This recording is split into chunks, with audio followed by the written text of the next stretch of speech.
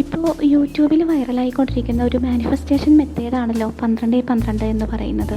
ഞാനും ആ മെത്തേഡ് ചെയ്തു, എൻ്റെ ഒരു ആഗ്രഹം സാധിക്കുകയും ചെയ്തു. അത് കഴിഞ്ഞിട്ടാണ് ഞാൻ ഈ വീഡിയോ ചെയ്യുന്നത്.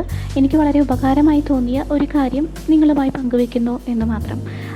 12-12 മെത്തേഡ് പോലെ തന്നെ ഒരുപാട് മാനിഫെസ്റ്റേഷൻ മെത്തേഡുകൾ ഉണ്ട്, ശരിക്കും പറഞ്ഞാൽ ഉണ്ട്. പക്ഷേ അതൊക്കെ നമുക്ക് പണ്ട് മുതലേ ആളുകൾ ഇങ്ങനെയുള്ള മെത്തേഡുകളൊക്കെ യൂസ് ചെയ്തിരുന്നു. അതായത് നമ്മൾ ഒരു കാര്യത്തെക്കുറിച്ച് ചിന്തിച്ച് നമുക്കത് നടക്കണമെന്ന് വിചാരിച്ച് നമ്മൾ അതിനെക്കുറിച്ച് സ്വപ്നം കണ്ട് ആ സ്വപ്നം നടന്നതായി സങ്കല്പിച്ച് അതിൽ ജീവിക്കുന്ന ഒരവസ്ഥ, അതിനാണ് ഈ 12-12 മെത്തേഡ് എഴുതുമ്പോൾ നമ്മളെപ്പോഴും സമാധാനത്തിലിരിക്കുന്ന സമയത്ത് നമുക്ക് റെസ്റ്റ് ചെയ്യാൻ പറ്റും. നമുക്ക് മറ്റുള്ള ചിന്തകൾ നമ്മളെ ബാധിക്കില്ല. നമ്മൾ അതിൽ മുഴുകിയിരുന്നുകൊണ്ട് ചെയ്യാൻ പറ്റുന്ന ഒരു സമയത്ത് മാത്രമേ നമുക്കിത് ചെയ്യാൻ പറ്റൂ.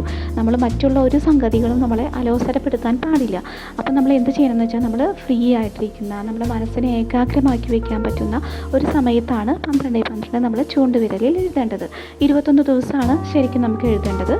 ചില ആളുകൾക്ക് നമ്മുടെ ആഗ്രഹത്തിൻ്റെ തീവ്രത അനുസരിച്ച് ചില ആളുകൾക്ക് 1-2 ദിവസത്തിനുള്ളിൽ തന്നെ അവരുടെ ആഗ്രഹം സാധിക്കുന്നതായി കാണാം.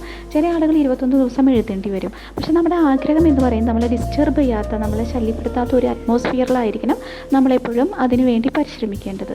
നമ്മുടെ ചൂണ്ടുവരയിൽ 12-12 എഴുതിയതിന് ശേഷം വിനയത്തോടുകൂടി നമ്മുടെ ആഗ്രഹം, നമ്മളുടെ എന്താണോ നമുക്ക് സാധിച്ചു കിട്ടാനുള്ള ആഗ്രഹം, ആ ആഗ്രഹം നമ്മൾ സാധിച്ചതായും നമുക്കത് കിട്ടിക്കഴിഞ്ഞതായും നമ്മൾ സങ്കല്പിക്കുക. കിട്ടിക്കഴിഞ്ഞു, നമ്മൾ അതിൻ്റെ ഫലം അനുഭവിച്ചു തുടങ്ങി, നമ്മൾ അതിൽ ജീവിക്കുന്നതായി, നമ്മുടെ ആഗ്രഹം സാധിച്ച് അതോടൊപ്പം ജീവിക്കുന്നതായിട്ട് നമ്മൾ സ്വപ്നം കാണണം. അങ്ങനെ ചെയ്തു കഴിഞ്ഞാൽ നമുക്ക് തീർച്ചയായും അതിൻ്റെ ഫലം കിട്ടും.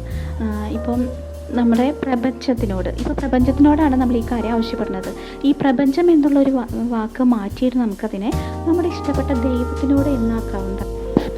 ആ ദൈവത്തിനോട് നമുക്ക് വേണ്ട കാര്യം നടന്നത് കഴിഞ്ഞതായിട്ട് നമ്മൾ സങ്കല്പിച്ചുകൊണ്ട് വളരെ വിനയത്തോടു കൂടി, നമ്മൾ ഒരിക്കലും വാശി പിടിച്ചതുകൊണ്ടോ നമുക്കത് കിട്ടണമെന്നുള്ള അഹങ്കാരം കൊണ്ടോ നമ്മൾ ഒരു കാര്യവും ആവശ്യപ്പെടരുത്. നമുക്ക് ആ വിനയത്തോടു കൂടി എനിക്കത് കിട്ടണം, ഞാൻ ആഗ്രഹിച്ചു, അത് നടന്നു കഴിഞ്ഞു, ദൈവം ആ അനുഗ്രഹം നമുക്ക് തന്നതായിട്ട് നമ്മൾ സങ്കല്പിക്കുന്നു. അതാണ് ശരിക്കും മാനിഫെസ്റ്റേഷൻ. അപ്പോൾ ഈ വിധം എല്ലാവരും ഒന്ന് ട്രൈ ചെയ്ത് നോക്കൂ. നിങ്ങൾക്ക് എല്ലാവർക്കും നല്ലത് വരട്ടെ, നിങ്ങളുടെ ആഗ്രഹങ്ങളെല്ലാം സാധിക്കട്ടെ എന്ന് ആശംസിക്കുന്നു. Thank you.